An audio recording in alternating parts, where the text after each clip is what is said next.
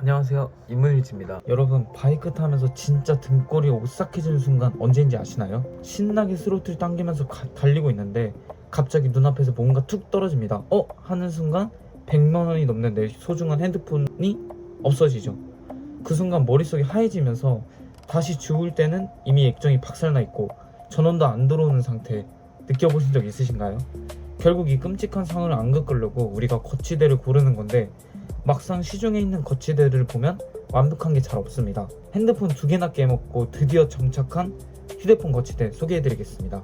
휴대폰을 지키고 싶은 분들은 끝까지 보세요. 그리고 레플리카 R3 고민 중이신 분들도 고정 댓글 한번 보고 오세요. 규격, 위치, 거치대까지 싹 다 정리해놨습니다.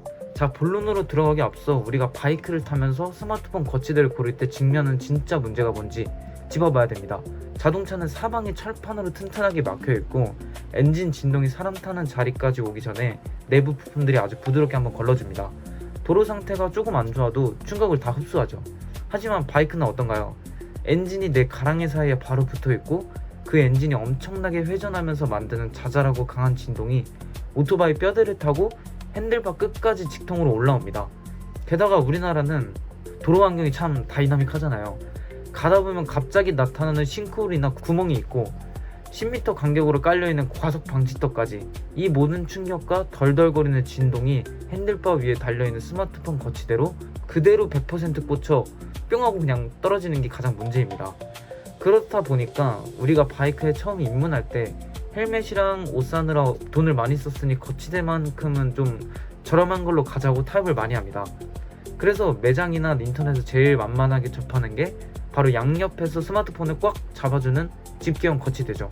이거 처음 구매하고 손으로 만져볼 때는 양옆에서 짱짱하게 꽉 조여주니까 되게 튼튼해 보여요. 이 정도면 절대 안 떨어지겠는데 가격도 엄청 쌉니다. 만원, 2만원 또 3만원대로 저렴하니까 입문할 때 아무런 부담 없이 장바구니에 쓱 집어넣게 됩니다. 저도 전 주인께서 달아준 것을 잘 차고 다녔어요. 그런데 이 집게형 거치대에는 진짜 치명적인 약점이 숨어 있습니다. 구조를 가만히 보면 고정하는 원리 자체가 내부의 철 스프링 힘이나 또는 우리가 손으로 돌리는 수동 나사 조임 방식에만 100% 의존을 하잖아요. 앞서 말했듯이 바이크 핸들바에는 진동이 쉴 새 없이 올라옵니다. 이게 일주일, 한 달, 몇 달 동안 누적되면 거치대 내부에 있는 스프링 힘이 빠져서 조금씩 느슨해지거나 단단하게 고정해둔 나사가 진동 때문에 미세하게 풀리기 시작합니다. 저 또한 이제 처음엔 조금씩 흔들리다가 계속 심해지다 보니까 주행 중에 핸드폰만 계속 보게 되더라고요. 그러다가 어느 날 평소처럼 아무 생각 없이 과속 방지턱을 조금 세게 넘거나 도로 홈을 쾅 밟는 순간 그 충격을 이기지 못하고 순간적으로 핸드폰이 하늘로 날아가 버리는 경우가 생각보다 정말 흔하게 일어나더라고요. 이 사실은 저도 알고 싶지 않았어요. 그게 불안하니까 라이더들이 가성비로 그 다음 찾는 게 바로 스파이더 락 같은 제품입니다. 집게형 위에 실리콘 밴드로 내 모퉁이를 감싸는 방식이라 4만원대로 나름 합리적인 가격입니다. 하지만 이것도 결국 고무나 실리콘 재질이라 야외에서 햇빛이나 비바람을 맞으면 금방 사가버리는 게 문제이죠. 그냥 스모폼입니다. 그리고 문제는 네 군데 중 딱 한 군데만 끊어져도 균형이 무너지면서 핸드폰은 그대로 차가운 아스팔트 바닥으로 떨어지게 되죠.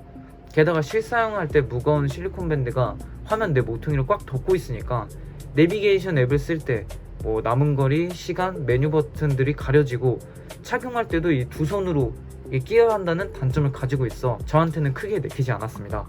그냥 방어력에 몰빵한 제품 같습니다. 아니 그러면 대체 뭘 믿고 내 비싼 핸드폰을 어디에다 거치해야 되나 라는 생각이 들 때 결국 끝판왕이자 종착역으로 나오는 게 바로 오늘 이야기할 결착형 거치대입니다. 저도 이 제품을 사용 중인데 고정 댓글에 제가 싹 정리해놨습니다. 제품이 궁금하시거나 아니면 어떤 느낌인지 한번 보고 오시는 거 추천드립니다. 앞서 말씀드린 집게형 거치대의 나사풀림 현상이나 아니면 스파이더락의 고무밴드 끊어짐 착용 불편함 같은 고질적인 문제를 만드는 방식을 아예 바꿔서 완벽하게 해결한 제품입니다. 적어도 주행 중에 핸드폰이 혼자 탈탈 털리거나 떨어지거나 박살날 위험을 아예 없애버렸죠. 도대체 그 시중에 그 많은 거치대를 놔두고 왜 사람들이 결국에는 이 거치대로 정착을 하는가, 아니면 많은 사람들이 왜 이 거치대를 계속 칭찬을 하는지 지금부터 직접 사고 난 후기들을 말씀드려 볼까 합니다. 제가 큰맘 먹고 돈값하는 제품으로 바꾼 게 바로 이 SP 커넥트입니다. 직접 달고 달려보며 느낀 후기 딱 3가지만 빠르게 요약해 드릴게요. 일단 첫 번째는 독보적인 체결감입니다. 이 집게나 실리콘 같은 불안한 방식이 아니고 이렇게 케이스 뒷면 홈을 거치대에 대고 90도만 쓱 돌리면 철컥하고 기계적으로 잠겨요. 장착하면 핸들바와 폰이 그냥 하나가 됩니다. 제가 아무리 흔들어도 떨어지지 않습니다. 흔들어도 꼼짝을 안 하니까 주행 중에 폰 날아갈 불안감 자체가 완전히 사라집니다. 두 번째, 카메라 보호. 폰 안 떨어지는 것만큼 내부 부품을 지키는 것도 중요하죠. 오토바이 고주파 진동을 계속 맞으면 수백만 원짜리 최신 폰 카메라 손 떨림 방지 부품이 그냥 박살이 납니다. 화면이 사정없이 떨리고 초점을 못 잡게 돼요. SP 커넥트의 전용 진동 댐퍼는 진동을 60% 이상 걸러줍니다. 거친 노면 충격을 중간에서 쫀득하게 다 먹어주니까 마음 놓고 메인폰을 거치하셔도 됩니다. 세 번째, 실용성과 슬림한 순정핏 디자인입니다. 특히 저처럼 이제 레플리카 타시는 분들에게는 단연 최고라고 말씀드릴 수 있어요. SP 커넥트는 일반 거치대와 다르게 얇고 슬림하며 계기판 주변 디자인을 전혀 해치지 않고 깔끔하게 녹아듭니다. 사실 이것 때문에 샀다고 봐도 무방합니다. 일반인이 보면 폰 거치대인지도 몰라요. 물론 SP 커넥트도 100% 완벽한 건 아니고 그동안 착용하면서 아쉬운 점은 분명히 있습니다. 일단 첫 번째로는 결합 방식. SP 커넥트의 장점이자 단점으론 결착형이죠. 매일 그 뚱뚱한 전용 케이스만 끼고 다녀야 하는 게 약간 킹받는데 이걸 강제로 끼는 것도 문제입니다. 강제로 끼게 되면은 이 두꺼운 강화 필름을 사용했을 때 그 강화 필름이 이렇게 떼지는 경우가 생깁니다. 그렇다고 강화 필름을 떼고 전용 케이스? 저는 이건 맞지 않다고 생각이 들었습니다. 그래서 전 이 접착식 범용 패드를 사용했고 그냥 본인 케이스에 이걸 붙이고 바이크 탈 때만 다른 케이스로 갈아 끼우는 거죠. 일상 케이스도 지키고 지갑도 지키는 나름 합리적인 소비라고 생각했습니다. 자, 근데 주의할 점, 이렇게 말랑한 투명 젤리 케이스에는 절대 붙이지 마세요. 젤리 케이스는 아무리 좋은 테이프를 붙여도 이 주행 진동의 통째로 떨어집니다. 게다가 재질이 말랑말랑해서 충격 받으면 케이스에서 알맹이만 쏙 빠져나가 바닥에 고꾸라질 가능성이 있습니다. 그 외에 뭐 아무 케이스는 상관이 없습니다. 두 번째 단점으로는 장착하는데 익숙해지는데 좀 시간이 필요합니다. 뭐 단점이기보다는 처음이라 어색한 거겠죠? 저도 삐그덕삐그덕 됩니다. 그리고 가장 현실적인 장벽은 뭐니뭐니 해도 가격이죠. 거치대 마운트 사고 접착식 범용 패드 사고 하면 돈 10만원이 아주 가볍게 넘어갑니다. 거치대 하나에 10만원을 태운다? 라이딩 처음 입문하시는 분들 관점에서는 가볍게 쓰기엔 분명히 심리적으로 부담스러운 금액인 건 맞습니다. 제가 그랬다가 핸드폰 2개 깨부시고 지금 산 것처럼요. 여기서 아마 바이크를 좀 타시는 분들 아니면 바이크에 좀 많이 아시는 분들은 비슷한 고급 거치대 브랜드 중에 가성비인 커드락이라는 선택지도 있지 않나? 왜 굳이 SP 커넥트야? 라고 의문을 가지실 겁니다. 맞습니다. 2가지 모델 너무 유명하죠. 사실 처음에 커드락이 유명한 것 같아서 풀세트로 먼저 덜컥 구매했었습니다. 근데 물건 다 받아놓고 진짜 눈물을 흘리면서 그대로 반품했어요. 그래서 찾아보는데 커드락이 뭐 장착이 R3에 장착된다, 뭐 호환 안 된다, 핸들바 사야 된다, 부품 옆으로 밀면 장착 가능하다, 뭐 이런저런 뭐 이야기들이 많아서 누구 말이 맞는지 몰라 그냥 제가 오토바이 센터 찾아가서 설치할 때 여쭤봤습니다. 커드락은 원래 R3에 부착이 안 되나요? 결론은 장착은 된다 라는 답변을 받았고, 커뮤니티 찾아보니까 핸들에 있는 파츠를 조금씩 당겨야 할 수도 있다라는 이제 인사이트를 발견했습니다. 알고 보니까 제 R3 같은 레플리카 바이크들은 일반 파이프 핸들바가 아니라 탑 브릿지에 쇼크가 물려있는 클립온 핸들 구조잖아요. 그래서 동그란 파이프에 감싸는 일반 핸들바 마운트는 고정할 직선 구간 공간이 조금 부족할 수 있다고 합니다.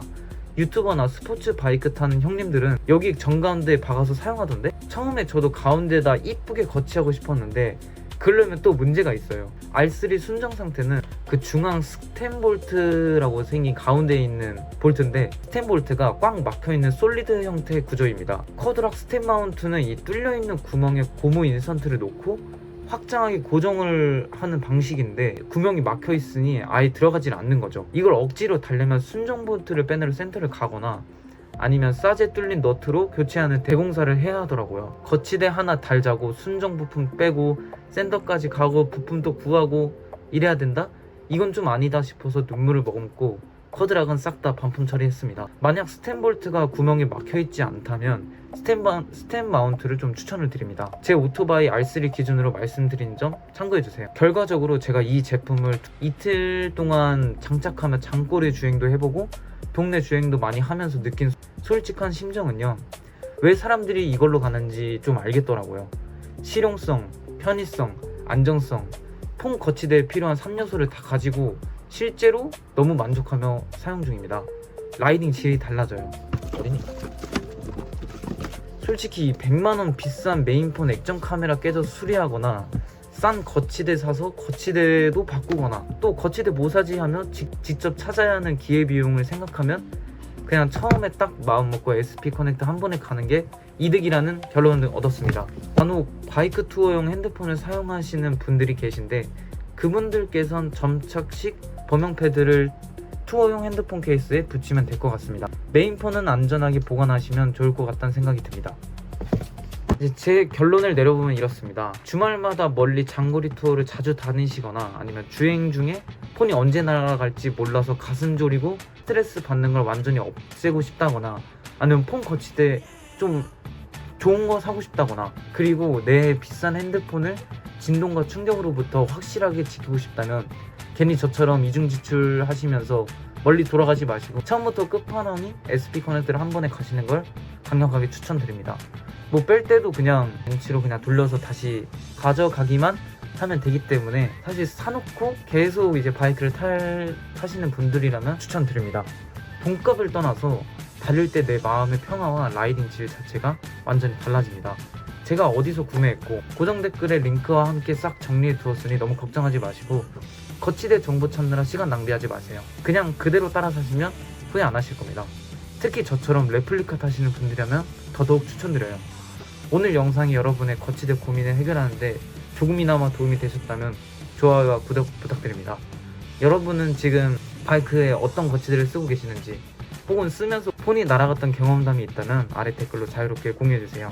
다음 영상으로는 어떻게 설치했는지에 대해 좀 영상으로 만들어 보겠습니다. 모두 알람 행복하십시오.